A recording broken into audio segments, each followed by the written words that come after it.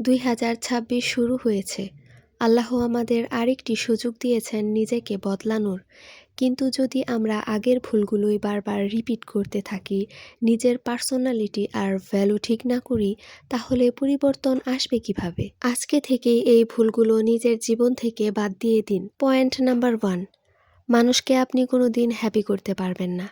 তাই এই যে আপনি মানুষকে খুশি করার যুদ্ধে লেগে আছেন, এইটি দয়া করে বাদ দিয়ে দিন।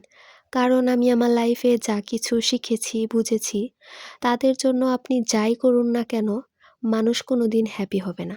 যদি আপনার কলিজা কেটে রান্না করে খাওয়ান, তবুও আপনি মানুষকে খুশি করতে পারবেন না। এই সত্য কথাটি মেনে নিন। আপনার আত্মীয়স্বজন, ফ্রেন্ড সার্কেলস, কলিগস, আপনার আশেপাশের মানুষজন, আপনি তাদের জন্য যতই এফোর্টস দেন না কেন, দিন শেষে কোনো লাভ নেই। Point number 2, stop over sharing.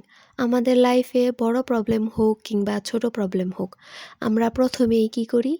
আমরা প্রথমেই আমাদের প্রবলেমসগুলো মানুষের সাথে শেয়ার করে ফেলি। আপনি ভাবতেও পারবেন না আপনার এই শেয়ার করার ফলে আপনি আপনার জীবনে কত বড় বিপদ ডেকে আনছেন। আপনার লাইফের দুর্বল পয়েন্টগুলো যখন মানুষ জেনে যাবে, তারা হাতিয়ার বানিয়ে আপনাকে আঘাত করবে। পয়েন্ট নাম্বার 3, আমাদের স্বভাব এমন যে আমরা যেখানে সম্মান পাই না, সেখানেই বারবার যাই। আপনার যে সকল ফ্রেন্ড সার্কেল, আত্মীয়স্বজন, কলিগস আপনাকে কোনো সম্মান দেয় না, কোনো ভ্যালু দেয় না, আজকে থেকেই তাদেরকে আপনার জীবন থেকে ঝেড়ে ফেলুন। নিজেকে সম্মান করতে শিখুন।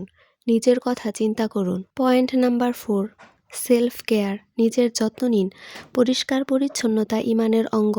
সবসময় নিজেকে গুছিয়ে রাখুন। আপনি যখন নিজেকে গুছিয়ে রাখবেন, দেখবেন আপনার মেন্টাল হেলথ অনেক ভালো থাকবে। মানুষের মধ্যে আপনি সুন্দর একটি পার্সোনালিটি তৈরি করতে পারবেন, ইনশাআল্লাহ। নাম্বার 5, মা বাবাকে গুরুত্ব দিন। হাজব্যান্ড ওয়াইফকে গুরুত্ব দিন। তাদেরকে টাইম দিন। ট্রাস্ট মি, আল্লাহর পরে যদি কেউ আপনার আপন হয়ে থাকে, তাহলে সেটি হচ্ছে মা বাবা, হাজব্যান্ড ওয়াইফ। নিজের ঘরে সময় দিন। নাম্বার 6, না করতে শিখুন। মানুষের কাছে যখন আপনি অনেক বেশি অ্যাভেলেবেল হয়ে যাবেন, কেউ আপনাকে রেসপেক্ট করবে না, কারো কাছে আপনি ভ্যালু পাবেন না। নাম্বার 7, আপনি আপনার সম্পর্ক আল্লাহর সাথে কিভাবে ভালো করা যায়, সেগুলোতে ফোকাস করুন।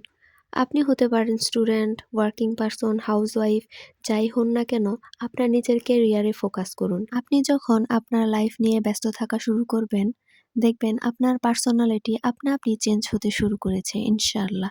সবাই ভালো থাকবেন। আসসালামু আলাইকুম।